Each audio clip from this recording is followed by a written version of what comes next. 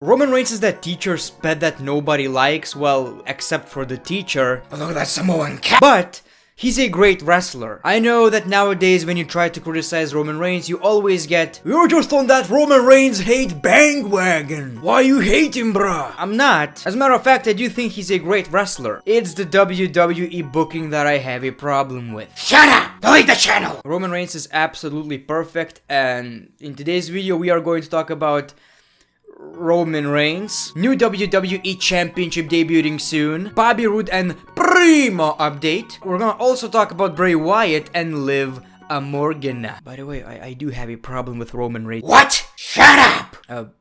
Welcome back to the channel. And before we start, I wanna give a shout out to my family. Booyaka.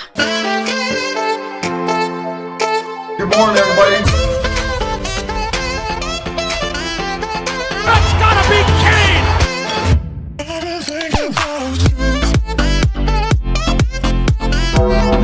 Your people so soft and lazy. The ultimate farmer. Little naive farm boy. Country style. You know, I can go out and spend 10 hours in my tractor. Welcome everybody to a brand new episode of Greatness of Wrestling. How are you guys doing? Now, I want to start this video by talking about Roman Reigns. It's not news or anything like that, but a major problem that I have with Roman Reigns in 2019. So let's be fair, he's not being overpushed. I don't remember the last time the guy had a championship match. Yes, he's the face of the WWE, but he's just there. Let's be fair, WWE are scared because they don't want the guy to get booed. Let's be completely honest, we all know why Roman Reigns is not being booed. Understandably, of course. WWE just don't want to take the risk. But even though that's the case, we still have so many major problems. So it's pretty obvious that Roman Reigns is going to have a very significant role at WrestleMania. Some people are even saying that he might win the Royal Rumble. Imagine that. Stop hating on my cousin. Hip the smile. That would be fun. I just don't understand why instead of major championship rivalries getting the spotlight on SmackDown, main eventing, SmackDown, we always get Roman Reigns in the main event, even though the rivalry is most of the time very bad. Why instead of Daniel Bryan, Bray Wyatt, The Miz rivalry in the main event, we always get Roman Reigns and Baron Corbin, even though nobody cares? Look people, criticism is not hate. Like I've said before many times, Vince, are you listening? I love Roman Reigns. I honestly do. But it's absolutely ridiculous when you have a TLC match, no disqualifications, nothing. Baron Corbin can literally use anything he wants. He can throw Roman Reigns off the stage. He can run over Roman Reigns if he wants to. No disqualification. It's absolutely ridiculous that even with these kind of rules, they had like 12 security guys helping King Corbin. They had Dolph Ziggler, a former world champion, helping King Corbin, and that's not it. They had the Revival helping King Corbin. If Bobby Roode wasn't suspended, they would have Bobby Roode helping King Corbin. And may I remind you, these people helped King Corbin throughout the match like 2 or 3 times. Now you may ask, where's the issue? King Corbin is a heel, Roman Reigns is a babyface. The issue is, Roman Reigns lost the match, but after the match, he looks even more strong. And King Corbin, even though won the match, he looks like the weakest guy on the roster. You have this 7-foot guy who can't win a match, a no disqualification match against another wrestler, so he had to use 20 people to help him, and even in the match, Roman Reigns is beating the living crap out of those 50 people. It achieves absolutely nothing, and that's possibly going to be every Roman Reigns match.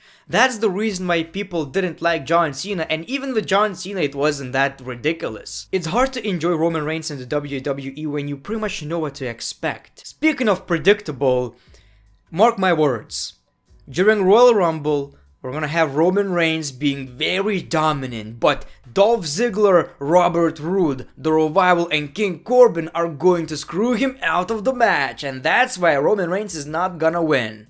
Or he will win. That's another possible scenario. So people, when I make jokes about Roman Reigns, I don't dislike the guy. I think he's a great wrestler. I just think that the booking is still absolutely horrendous. Shut up! WWE are debuting 2 new title designs very soon. The United States title and the SmackDown Tag Team titles. And according to Dan Belzer, the new SmackDown Tag titles have been sitting around for 6 months unused, so maybe they are waiting for a right tag team to debut these. I mean, if we're changing the SmackDown Tag Team titles, why wouldn't we change the Raw Tag Team titles? Both look absolutely horrendous. They don't look like championships. Instead of replacing the Intercontinental Champion, I feel like the focus should have been on the main championships and the tag team championship. The Intercontinental title was the only beautiful main roster championship.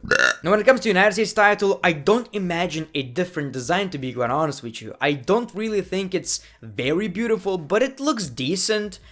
I definitely wouldn't change that one, but it's going to be interesting what WWE are going to come up with and who's gonna introduce the new title. Is it going to be Seth Rollins after he wins the championship, if he wins the title, or it's going to be Rey Mysterio? I would prefer it to be Rey Mysterio because, you know, I love my familia, and I'm proud to be the United States champion and Dominic's puppy. you get the point. I feel like Rey Mysterio deserves that moment. But let me know in the comments below, do you think that these championships need a redesign? Because I do feel like the SmackDown Tag Team titles need a change. When it comes to US title, not really, and that's the same way I felt about the Intercontinental Championship. Booyaka. So you guys know that Robert Roode got suspended, and of course our favorite WWE superstar of all time, the GOAT, Primo, was suspended as well. Justice for Primo, people. Justice for Primo. Now, according to multiple sources and according to Primo himself, he wasn't suspended because he, you know, took the juice or whatever. He didn't even take the test. And that's why he was actually suspended. He refused to travel back to US. When it comes to Robert Roode, I don't feel like it's going to affect his career a lot, because remember, like back in 2017 or 16, maybe even 18, Roman Reigns was suspended.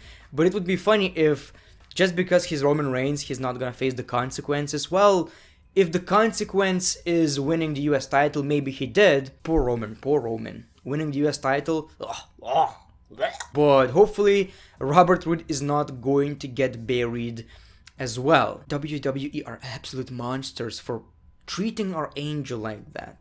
Primo is our angel. Excuse me, I cannot. Justice for Primo! Booyaka. So, apparently a lot of people have a problem with Bray Wyatt. Even Wrestling Observer Newsletter has a lot of problems with Bray Wyatt's matches. Basically saying that Bray Wyatt had the worst matches of 2019. And it's perfectly fine to say that, it's your opinion. I'm just saying that I don't really get it, because that's the whole point of the match. These matches are gimmick-driven matches. You're not supposed to get 50 flips in 5 minutes. It's a character, the Fiend, acting like not even a wrestler, playing mind games in the middle of the match. Of course, you're not going to get a 5-star classic.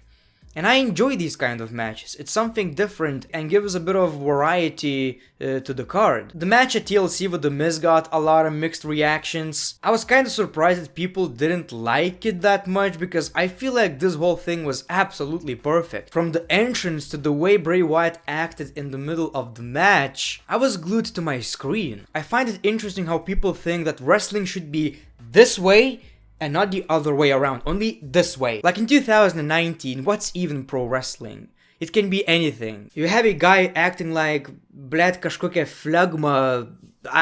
What I'm trying to say, Orange Cassidy is a one weird dude, but somehow his matches and his moments are some of the highlights of the show. But I do agree that the red lighting is bad. I hate that. It's horrible. Booyaka. Something I forgot to talk about during my Monday Night Raw review was Liv Morgan. So we got this weird vignette. I don't know what that exactly means. A lot of people are saying that it has to do something with Bray Wyatt. She's going to be the Sister Abigail. You people, I feel like that's a decent idea. I wouldn't mind. It would benefit her a lot, even though that should probably be Nikki Cross, but that's too late right now. I don't think that's going to happen because Bray Wyatt is on SmackDown, Liv Morgan is on Raw. We got this vignette on Monday Night Raw. During the vignette, she said, "All I ever wanted was to be comfortable in my own skin. I have always been so self-destructive, now I have no choice. I have to destroy myself so the real me can emerge." It does sound like she is going to join Bray Wyatt, but it's going to be something that we don't even expect and think about right now. It's going to be something that we cannot predict because it sounds like she's going to be this dark character, but it's probably going to be something else, like completely. I'm interested. Let me know your prediction in the comments below. Thank you for watching the video. Hopefully you enjoyed. By the way, I'm not using Twitter anymore, but if you want to, go follow me. I'll maybe return in the future. It became a terrible habit just to check in on Twitter every 30 minutes, and it's just a complete waste of time.